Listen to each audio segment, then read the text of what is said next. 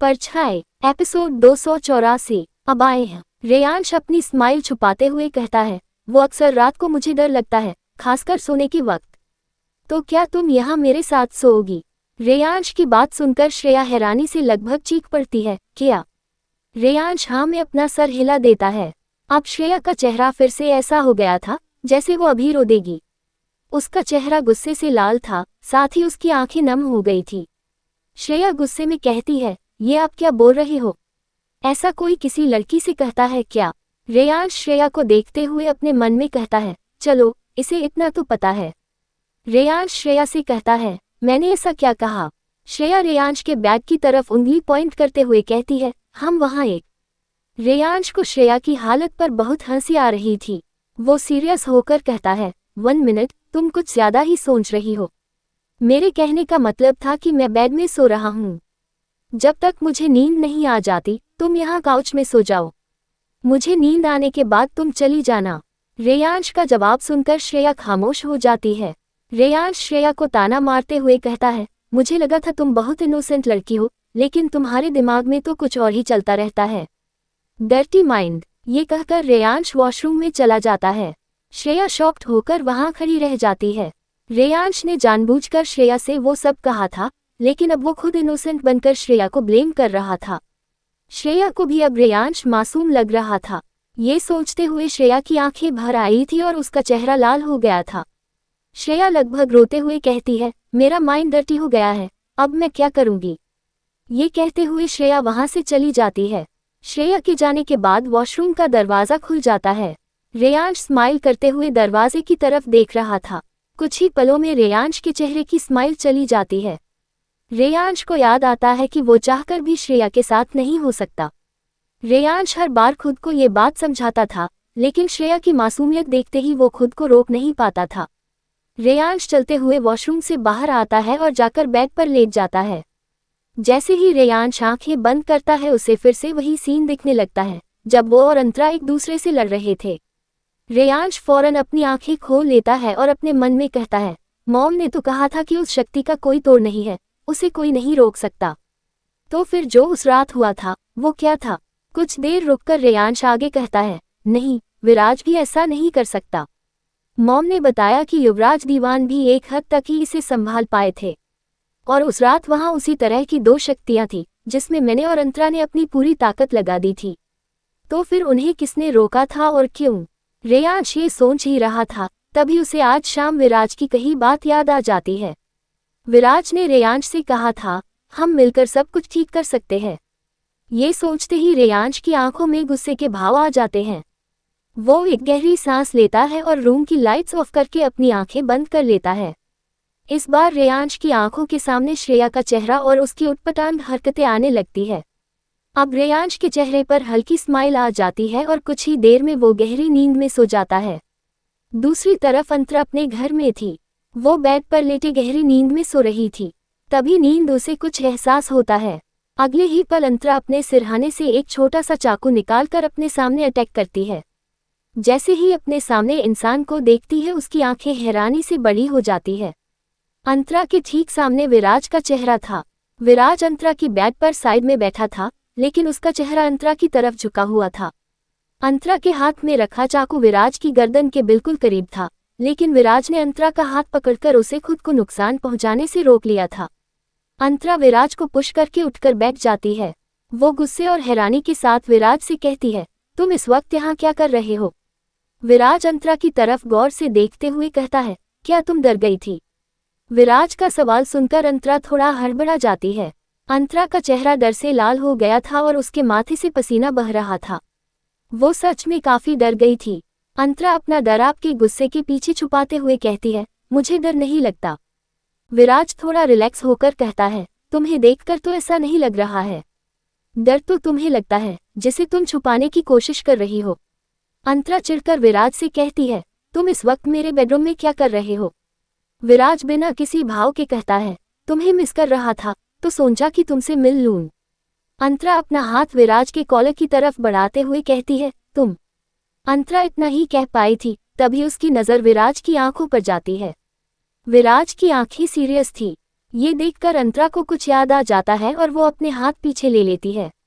वो विराज का कॉलर पकड़कर अपने लिए कोई मुसीबत मोल नहीं लेना चाहती थी। ये देखकर विराज कहता है, गुड, लगता अब तुम मैनर सीखने लगी हो। अंतरा ये सब इग्नोर करते हुए कहती है, मैंने पूछा कि तुम यहाँ क्यों आए हो। विराज बेड से उठ जाता है और अंतरा के रूम को देखते हुए कहता है, मुझे लगता है कि यहाँ कुछ गड़बड़ है।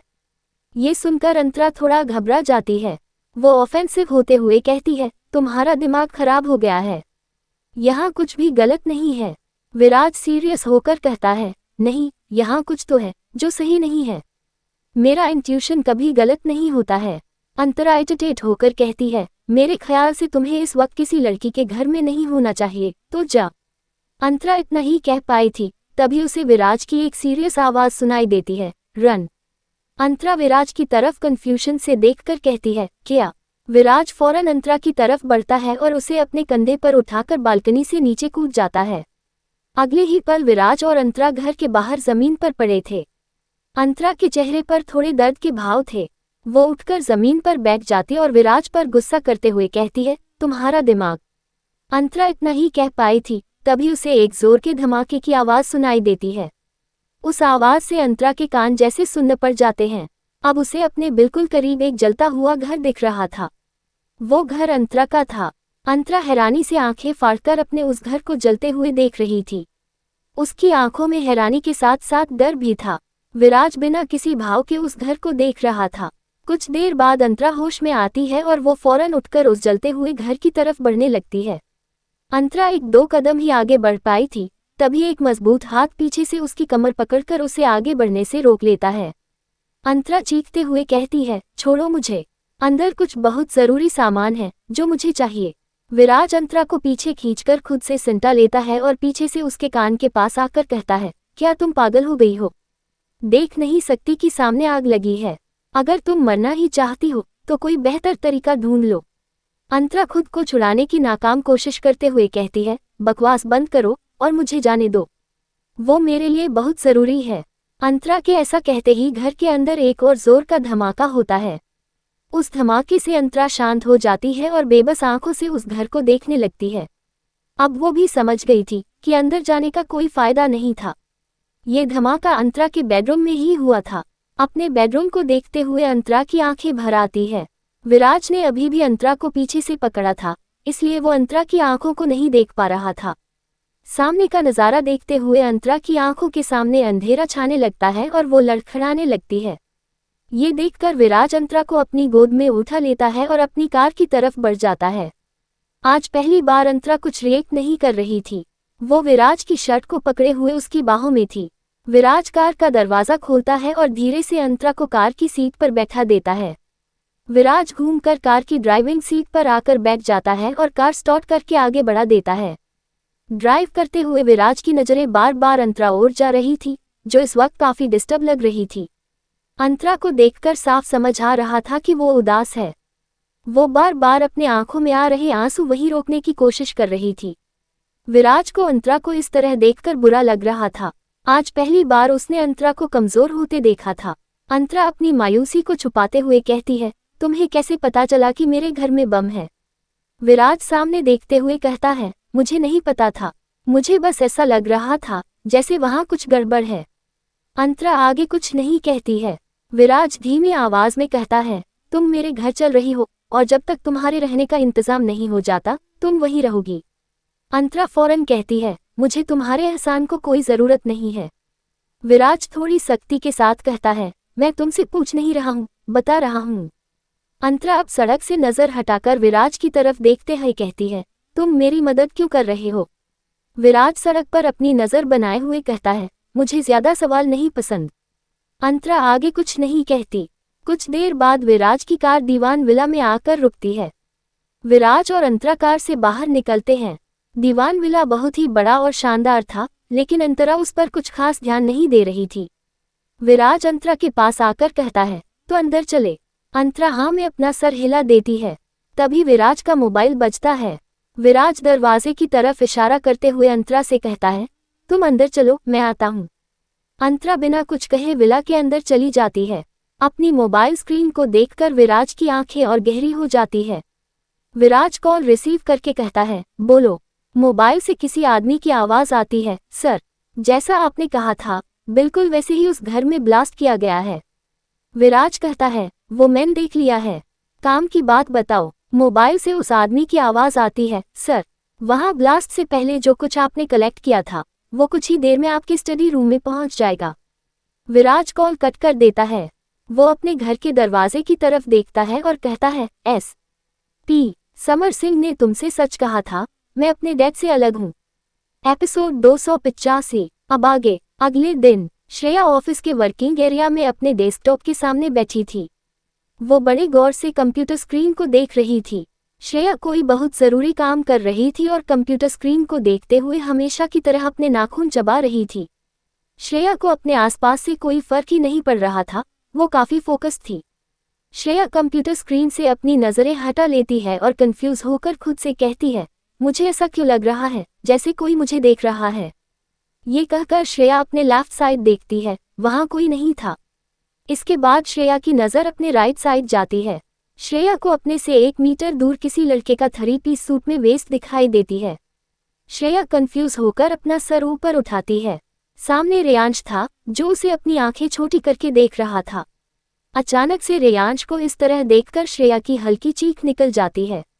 श्रेया का बैलेंस बिगड़ जाता है, उसकी ऑफिस चेयर फिसलते हुए पीछे जाने लगती है। श्रेया डर से चीखते हुए पीछे जा रही थी, तभी वहां आ रहे 2 लोगों से श्रेया की चेयर टकरा जाती है। श्रेया उन दोनों लड़कों के साथ जमीन पर गिर जाती है और उन लड़कों के हाथ में रखे पेपर्स हवा में उड़ जाते हैं। ये सीन देखकर रेयांश डिसअपॉइंटमेंट से अपनी आंखें बंद कर लेता है। श्रेया जमीन पर पड़ी थी। श्रेया के पैर जमीन पर पड़े एक लड़के के ऊपर थे और ऑफिस चेयर दूसरे लड़के के ऊपर। ऑफिस के सभी लोग उन तीनों को इस हालत में देखकर हैरान थे। रेयांश जमीन पर पड़ी श्रेया को देखते हुए धीमी आवाज में कहता है, इसका कुछ नहीं हो सकता। तभी सबकी नजर वहां खड़े रेयांश पर जाती है। रेयांश को देखकर सभी उठकर खड़े हो जाते हैं। श्रेया के साथ जमीन पर पड़े वो दोनों लड़के भी हड़बड़ाते हुए उठ जाते हैं। श्रेया अपने आर्म को पकड़कर उठ जाती है और दर्द भरी आवाज में कहती है, तुम लोग देखकर नहीं चल सकते क्या? मुझे चोट लग गई। श्रेया की बात सुनकर वो दोनों लड़के गुस्से से उसे घूरने लगते हैं। रेयांश के वहां होने की वजह से वो दोनों कुछ कह नहीं पा रहे थे। श्रेया को एहसास होता है कि इस एक्सीडेंट में गलती उसकी थी। वो उन लड़कों से नजरें बचाते हुए कहती है, ठीक है, अब सॉरी बोलने की जरूरत नहीं है। ये कहकर श्रेया भागते हुए अपनी जगह पर आ जाती है और वो लड़के हैरानी से श्रेया को देखते रह जाते हैं। अपने स्पेस पर आते ही श्रेया फिर से रेयांश से टकराते टकराते बचती है। श्रेया घबराते हुए रेयांश की तरफ देखती है। रेयांश बिना किसी एक्सप्रेशन के उससे कहता है, क्या तुम कभी एक नॉर्मल इंसान की तरह नहीं रह सकती? श्रेया कंफ्यूज होकर कहती है, क्या मैं नॉर्मल नहीं हूँ?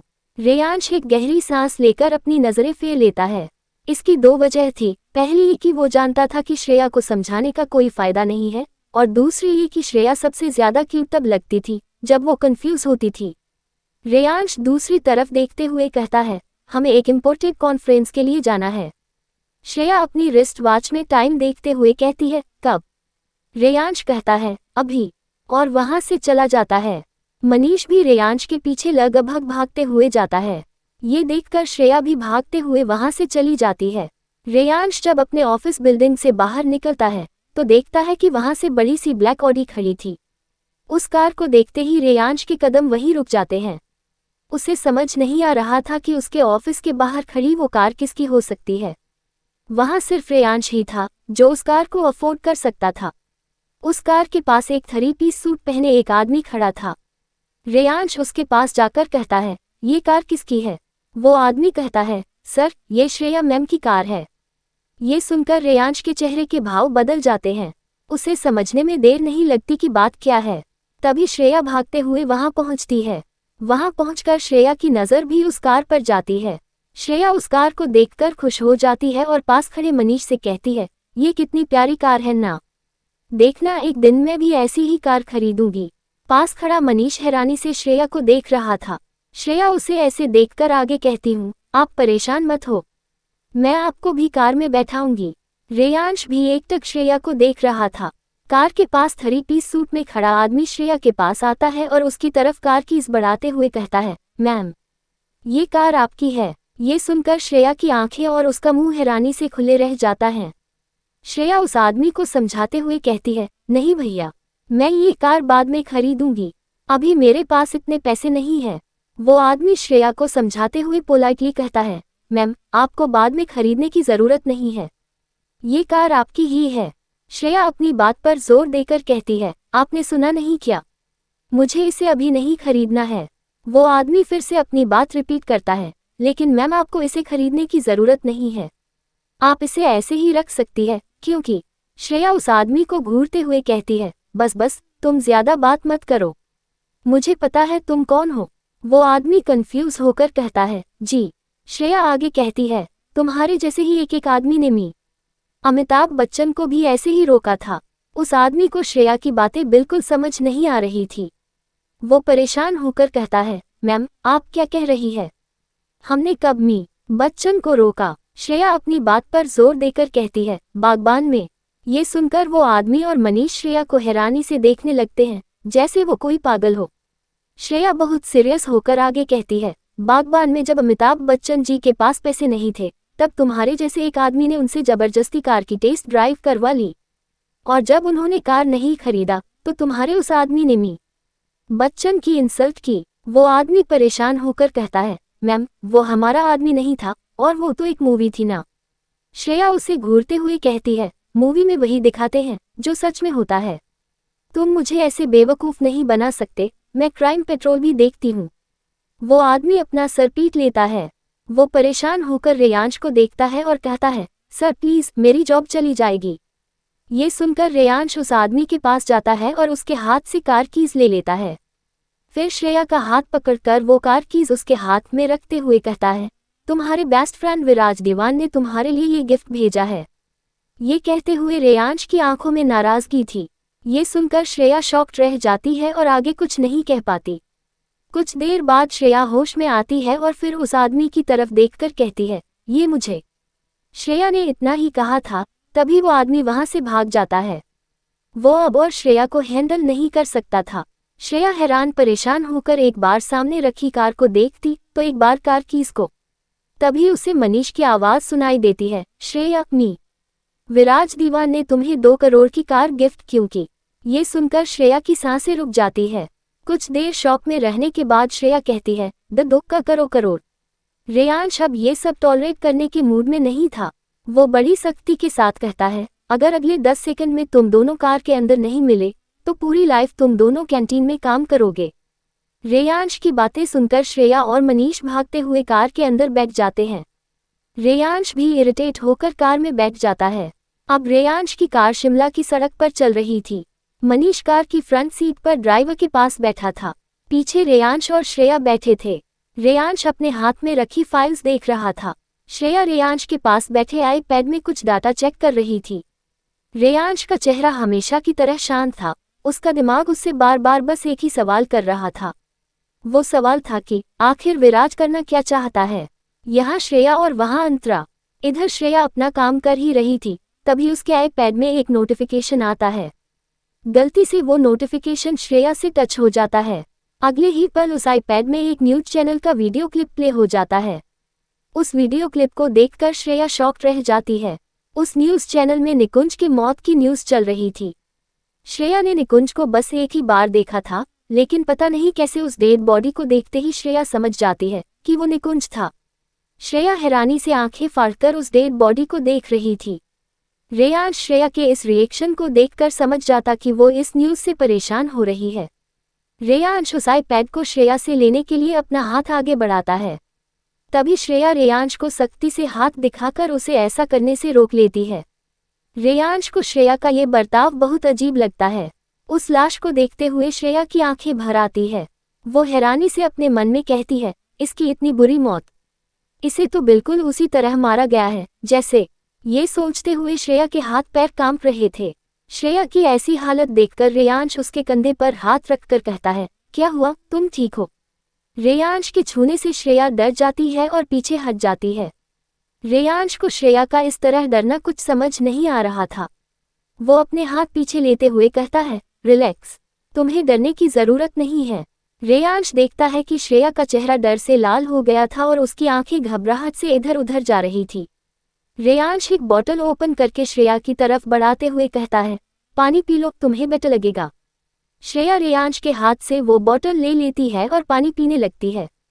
रेयांश श्रेया से कहता है, take a deep breath and calm down.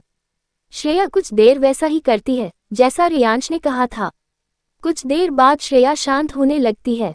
ये देखकर रेयांश उससे कहता है, क्या हुआ तुम? श्रेया कुछ देर खामोश रहती है और फिर कुछ सोचते हुए कहती है, वो जिसका मर्डर हुआ है, उस रात उसने ही मुझे, यश और सृष्टि को किडनैप किया था।